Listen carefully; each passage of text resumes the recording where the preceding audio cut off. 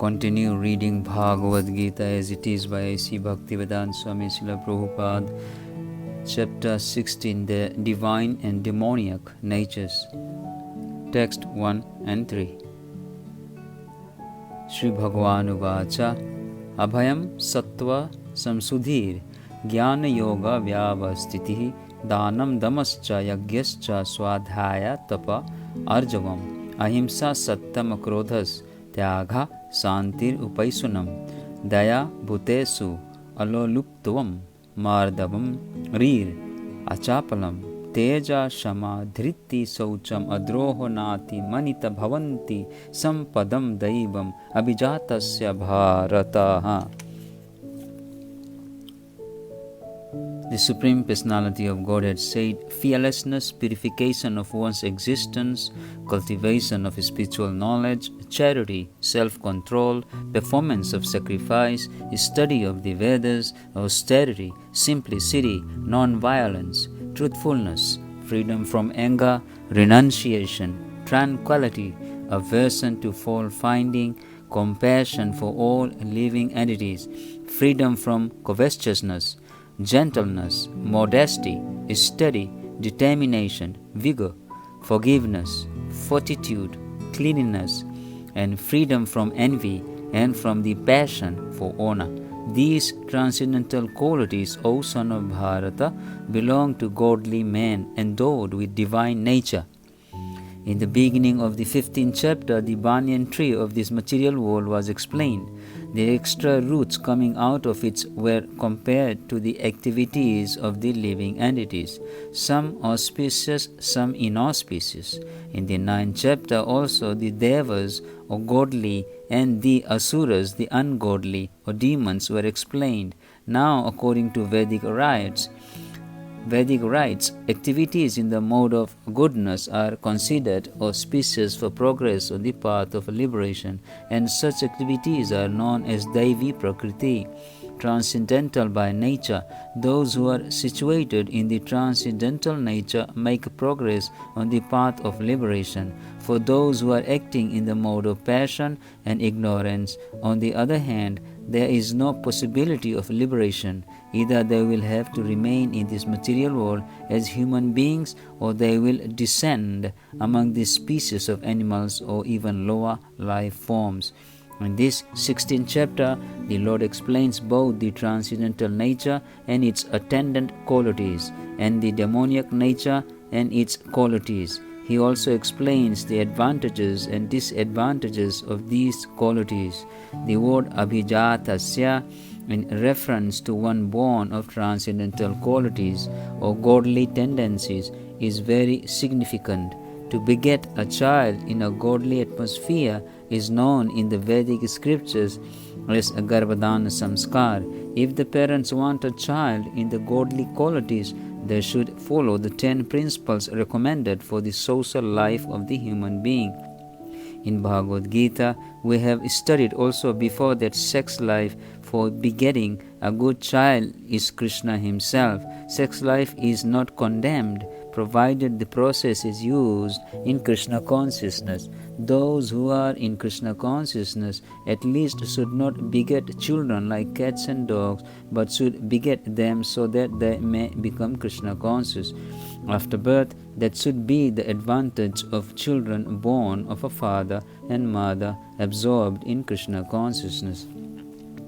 The social institution known as Varnashma Dharma, the institution dividing society into 4 divisions of social life and 4 occupational divisions of castes, is not meant to divide human society according to birth. Such divisions are in terms of educational qualifications. They are to keep the society in a state of peace and prosperity. The qualities mentioned herein are explained as transcendental qualities, meant for making a person progress in spiritual understanding so that he can get liberated from the material world. In the Varnashma institution, the sannyasi or the person in the renounced order of life is considered to be the head of head or the spiritual master of all the social statuses and orders. A Brahmana is considered to be the spiritual master of the three other sections of a society, namely the Kshatriyas, the Vaishyas, and the Sudras. But a sannyasi, who is on the top of the institution, is considered to be the spiritual master of the Brahmanas. Also, for a sannyasi, the first qualification should be fearlessness, because a sannyasi has to be alone without any support or guarantee of support. He has simply to depend on the mercy of the Supreme Personality of Godhead. If one thinks, after I leave my connections, who will protect me? He should not accept the renounced order of life. One must be fully convinced that Krishna, or the Supreme Personality of Godhead, in his localized aspect as Paramatma, is always within, that he is seeing everything and he always knows what one intends to do. One must thus have firm conviction that Krishna as Paramatma will take care of a soul surrendered to him. I shall never be alone. One should think, even if I live in the darkest regions of a forest, I shall be accompanied by Krishna, and he will give me all protection. That conviction is called abhayam, fearlessness. This state of mind is necessary for a person in the renounced order of life. Then he has to purify his existence. There are so many rules and regulations to be followed in the renounced order of life. Most important of all, a sannyasi is strictly forbidden to have an intimate relationship with a woman. He is even forbidden to talk with a woman in a secluded place. Lord Chaitanya was an ideal sannyasi, and when he was at Puri, his feminine devotees could not even come near to offer their respects. They were advised to bow down from a distant place. This is not a sign of hatred for women as a class, but it is a stricture imposed on the sannyasi not to have close connections with women. One has to follow the rules and regulations of a particular status of life in order to purify his existence.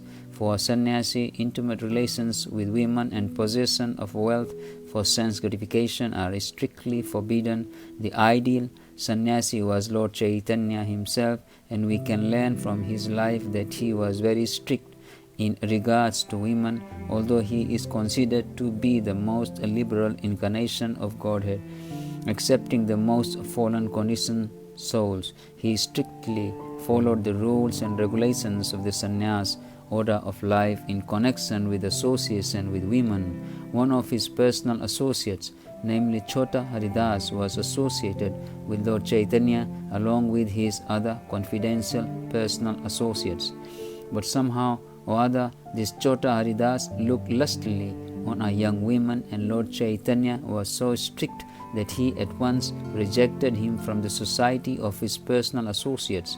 Lord Chaitanya said, for a sannyasi or anyone who is aspiring to get out of the clutches of material nature and trying to elevate himself to the spiritual nature and go back home, back to Godhead, for him looking toward material possessions and women for sense gratification, not even enjoying them, but just looking toward them with such a propensity, is so condemned that he had better commit suicide before experiencing such illicit desires. So these are the processes for purification. The next item is Jnana Yoga, Vyavasthithi. Being engaged in the cultivation of knowledge, sannyasi life is meant for distributing knowledge to the householders and others who have forgotten their real life of spiritual advancement. A sannyasi is supposed to beg from door to door for his livelihood, but this does not mean that he is a beggar. Humility is also one of the qualifications of a transcendentally situated person, and out of sheer humility the sannyasi goes from door to door, not exactly for the purpose of begging, but to see the householders and awaken them to Krishna consciousness. This is the duty of a sannyasi. If he is actually advanced and so ordered by his spiritual master, he should preach Krishna consciousness with logic and understanding. And if one is not so advanced, he should not accept the renounced order of life. But even if one has accepted the renounced order of life without sufficient knowledge, he should engage himself fully in hearing from a bona fide spiritual master to cultivate knowledge. A sannyasi, or one who in the renounced order of life, must be situated in fearlessness, sattva samsuddhi, purity, and jnana yoga, knowledge.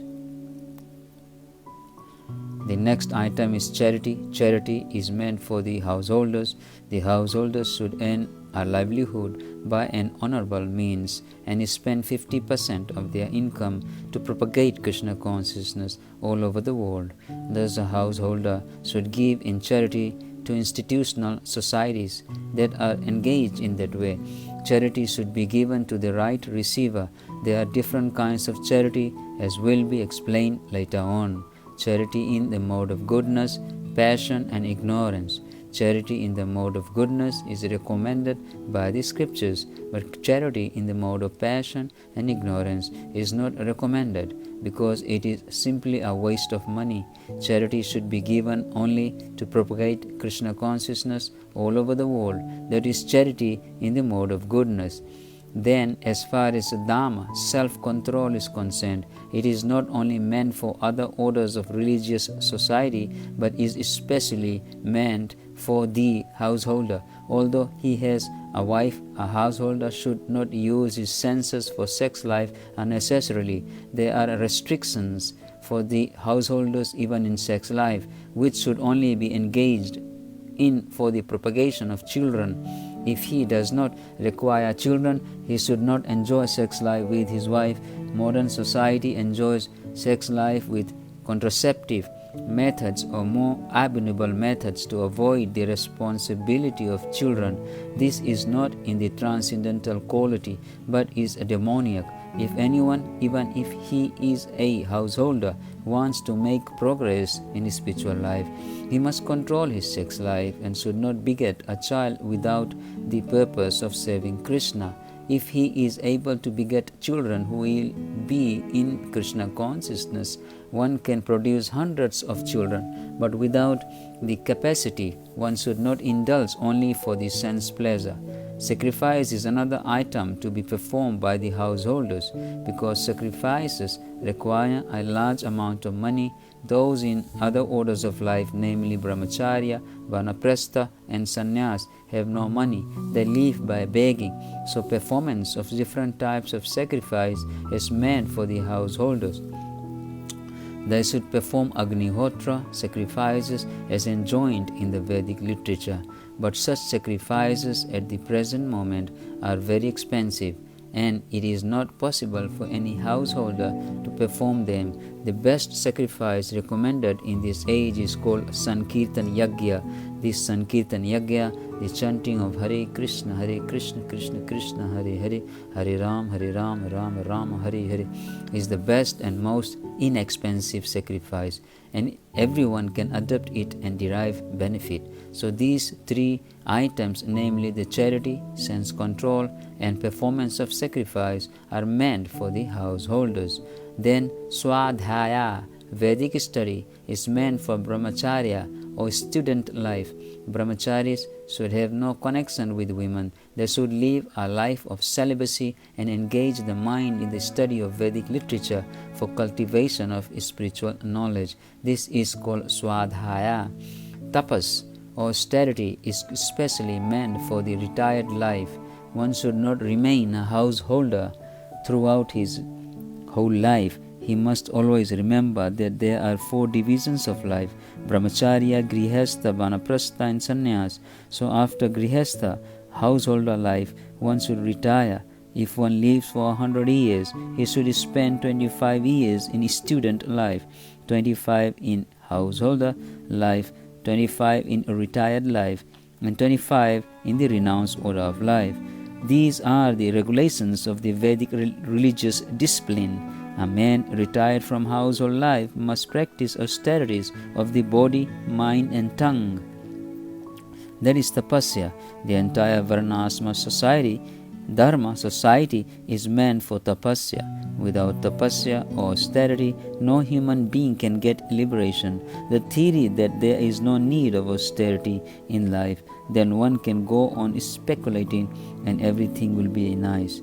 is recommended neither in the Vedic literature nor in Bhagavad Gita. Such theories are manufactured by show-bottle spiritualists who are trying to gather more followers. If there are restrictions, rules and regulations, people will not become attracted. Therefore, those who want followers in the name of religion just to have a show only don't restrict the lives of their students nor their own lives.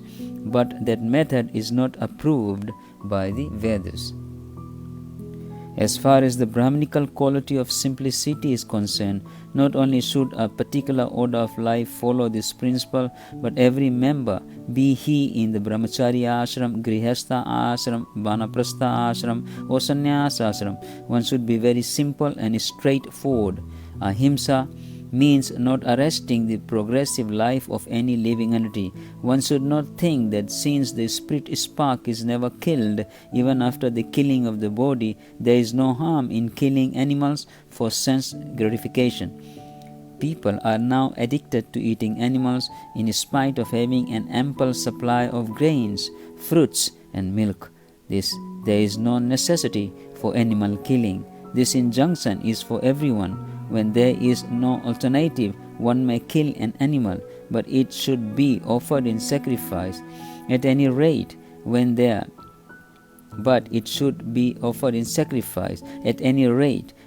is an ample food supply for humanity, persons who are desiring to make advancement in spiritual realization should not commit violence to animals. Real ahimsa means not checking anyone's progressive life.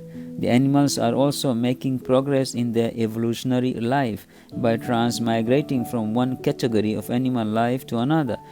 If a particular animal is killed, then his progress is checked. If an animal is staying in a particular body for so many days or so many years and is untimely killed, then he has to come back again in that form of life to complete the remaining days in order to be promoted to another species of life. So their progress should not be checked simply to satisfy one's palate. This is called ahimsa. Satyam. This word means that one should not distort the truth for some personal interest.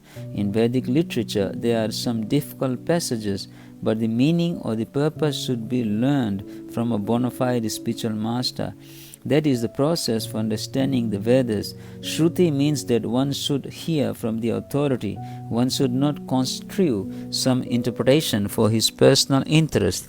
There are so many commentaries on Bhagavad Gita that misinterpret the original text. The real import of the word should be presented, and that should be learned from a bona fide spiritual master. Akrodha means to check anger. Even if there is provocation, one should be tolerant, for once one becomes angry, his whole body becomes polluted. Anger is a product of the mode of passion and lust. So one who is transcendentally situated should check himself from anger. Upaisunam means that one should not find fault with others or correct them unnecessarily. Of course, to call a thief is not fault-finding, but to call an honest person a thief is very much offensive for one who is making advancement in his spiritual life. Re means that one should be very modest and must not perform some act which is abominable. Achapalam, determination, means that one should not be agitated or frustrated in some attempt. There may be failure in some attempt, but one should not be sorry for that. He should make progress with patience and determination. The word Tejas used here is meant for the Kshatriyas. The Kshatriyas should always be very strong to be able to give protection to the weak. They should not pose themselves as non-violent. If violence is required, they must exhibit it. But a person who is able to curb down his enemy may, under certain conditions, show forgiveness. He may excuse minor offenses. Saucham means cleanliness, not only in mind and body, but in one's dealings also. It is especially meant for the mercantile people who should not deal in the black market. Nati manita not expecting honor applies to the Sudras, the Veka class, which are considered according to Vedic injunctions to be the lowest of the four classes. They should not be puffed up with unnecessary prestige or honor and should remain in their own status. It is the duty of the Sudras to offer respect to the higher class for the upkeep of the social order. All these 26 qualifications mentioned are transcendental qualities that should be cultivated according to the different statuses of social and occupational order. The purport is that even though material conditions are miserable, if these qualities are developed by practice by all classes of men, then gradually it is possible to rise to the highest platform of transcendental realization.